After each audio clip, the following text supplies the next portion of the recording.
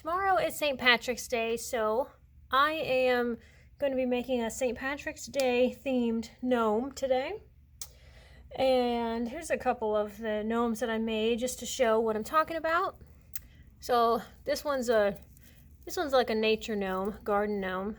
He's got a real acorn on his hat. I had to, when they get dry, they sort of shrink a little bit, so I had to glue the cap back onto it. And of course the leaves are fake, but I gave some real straw and some burlap and put some little berries on his hat. And here's a wizard gnome. Just all blue. The theme of this one was just different blues and silvers. I used some chalk on his hair. And I gave these pretty long, well, this one's kind of a full beard, but both pretty long beards, and usually I do give the gnomes pretty long beards. And I haven't made one in a little while, but after selling a few of them, my gnome inventory is sort of starting to shrink, and so I'll make a couple more. I have a couple designs in mind that I wanted to try. One of them is a Grinch gnome, which I haven't made yet, but I'm kind of thinking about different ideas in my head of what I want him to look like with a green beard, I know. And then I'm going to do today the St. Patrick's Day style gnome. And so I pulled out some yarn that I want to use for his hair, so that's what I've got that for. And some other things that I'll talk about as I go through the process. So some people have asked, oh, they look inside the gnome and they see the tube and they say, oh, you made him out of a toilet paper tube. No, absolutely not. The tubes that I use for these guys are very high quality tubes, not from toilet paper. These are sturdy. These do not give. They are made of cardboard, but a very high quality cardboard. I would not use toilet paper tubes. In fact, any crafting that I've ever done with what seemed to be a toilet paper tube, if it wasn't one of these very sturdy tubes, it was a paper towel tube, which I feel is much more sanitary. So that's what this is, and I've just cut them down to do different types of crafts with them if I need them to be shorter in little segments, because you can get 3 of them out of this long tube.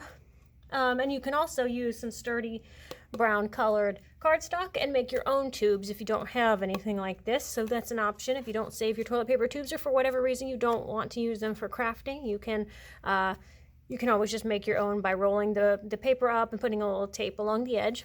But you can just tell to show the quality. So this is a paper towel tube, but the same goes for a toilet paper tube. If you were to squeeze it, very easily can buckle, and it's weak. But the ones that I use, they're not going anywhere. You can squeeze them and they don't budge. These are very hard, sturdy cardboard. So that's what I use. And everything adheres to them very well. So the glue goes on there with no problem. When I have to hold things down to let the glue set, it doesn't squeeze or mess up the shape. It doesn't get any cracks or creases in it. So that's why I like using these. So that's what I'll use for the base of my gnome. And I have different sizes of these. Some of them are a little taller, some are a little shorter. Most of them are this size right here. So that's what I'll be using to make our St. Patrick's Day gnome today. I pulled out some different types of felt that I'll kind of decide which one I want to use. I really love this green glitter felt that I found, but I only had a scrap of it. That's all I had left, and I don't even know where I got it. It's only glittered on one side.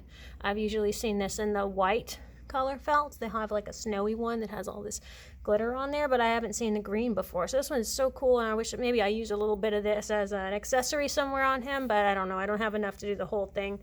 I like this color maybe for the hat. I might do something like this because I pulled out this ribbon, which I thought would look cute on the hat. So if my little signature look on these guys is they always have a little something on their hat, and they always have a band going around their hat as well. So I could use that ribbon to go around his hat, and I think it would look nice to do it on gray. So I might use gray for the hat, don't know. And then I pulled out a couple different greens, so just to kind of give me some ideas and some things to inspire me. So I have full-size sheets of these, 2 different greens. I think depending on which store you go to, you get a different shade of green. This is the dark green at one store, this is the dark green at another store, and there's even another dark green from a different store. So everybody's got their own version, and thickness too. This one's a really thin felt, and this one's a bit thicker. So it kind of depends on where you go, and this one's probably the thickest of all. So you make sure you use some really good scissors with the thicker felts, because those are hard to cut through, and don't ever cut through anything sticky with your scissors. So if you have a sticker on your felt like this, cut it off or peel it off first, because if you cut through it, you'll be cutting through the glue, and that glue will stick to your scissors. And if you want to use good scissors to cut through felts, that's a good way to ruin them, by cutting through glue and sticky things. So peel those off and make sure you don't cut through those. And I think I will I might do this dark green. Yeah, do dark green here. I could do glitter green on the bottom and gray on the top. Undecided. Don't know. I'll figure it out.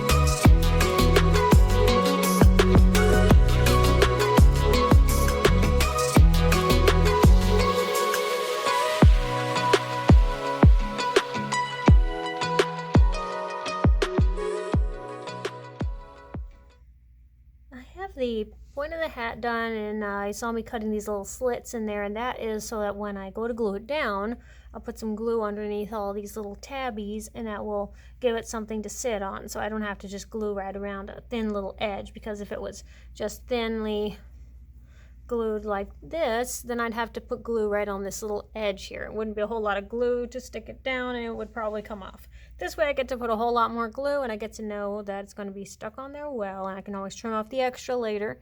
And I think I want this hat to bend forward. I saw one where it was sort of curling this way, coming forward. So I'm going to force it to do that by putting glue along the way. Just watch your fingers.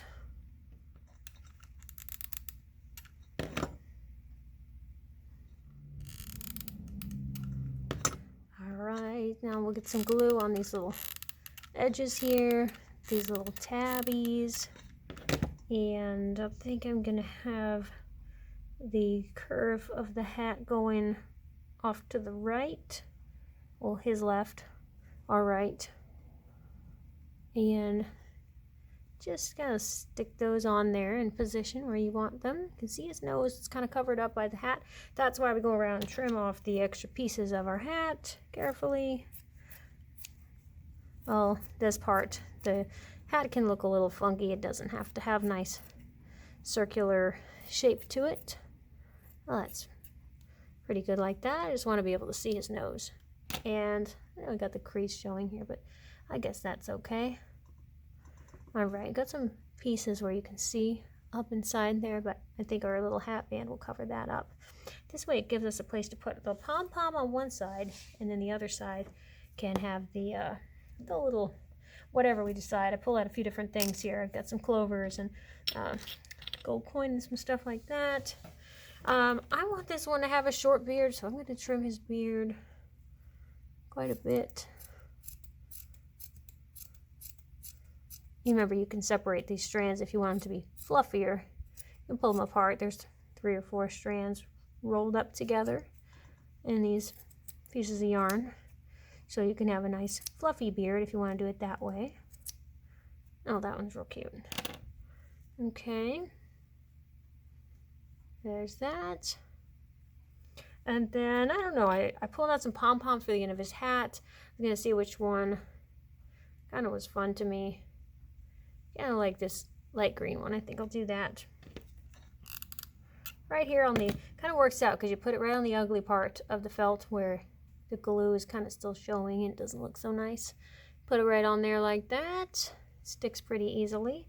Now I'll pull out some of this ribbon we're going to use to do the little brim on his hat. He doesn't have arms or legs. It makes it nice and easy.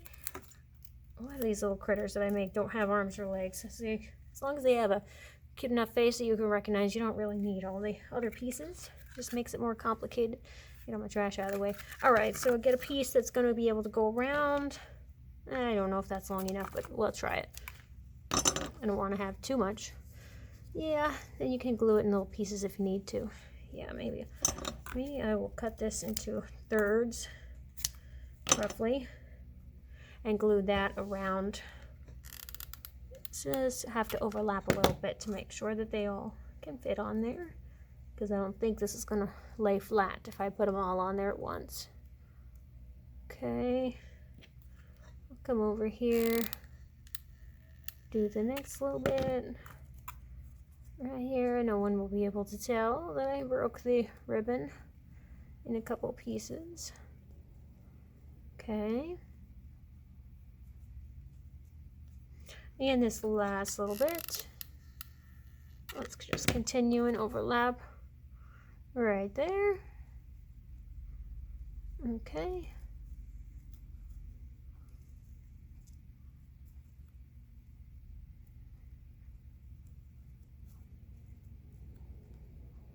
Oh, that's real cute. I like I have a couple different shades of green showing on here. Actually, I have 3 different shades of green. You count the pom-pom, and then his body, and then this little ribbon color. It's got that darker shade. And then, I don't know, I like my gnomes to look kind of like they were like scavenging and found a little piece of trash or something that they put on their hat. So I like to use little bottle caps and things like this. I just think that's real cute. It looks like they found it somewhere, and you know, they're little collectors, little hoarders, and they keep things that they like. But I also have these little coins, which are cute. And I don't know, I don't have any gold on here, but I do have some of the green represented. Not sure which one I want to do. But I also have these little, these glitter clovers, which are really cute. This one is the only one I think I would use. The other one's way too big. But maybe that. I'm not sure what would look best on there. Let's do the clover. It's a sticker, but it's not going to stick well enough for me, so I'm going to peel the backing off and actually just hot glue the sticker onto the ribbon right here. He's leaning over. I think it's because his felt is uneven on the bottom. I'm going to trim that, and that should do it. I don't think he'll lean anymore. I don't think he's top heavy or anything like that. These tubes are heavy, which is another good reason to use them, because they don't fall over. Oh yeah, there we go. Now he's sitting on his own. Okay. So you can always come and put a little belt or something on him down here if you wanted to. Maybe use a different kind of ribbon. Give him a little belt down low. Or if you just don't want to put anything down here, just give him a longer beard like the other gnomes, because this one's got a long enough beard you can't see what's going on. So you can do something like that. Or you can do them 2 different colors, so the bottom half could have another color so they look like pants or something like that. If you want to wrap and do another color like that. And you can give them little feet or something if you want to use little, I don't know, woodsies or little hearts or something that can stick out the bottom, and give him some little feet to stand on. But he stands up on his own, and he's pretty darn cute.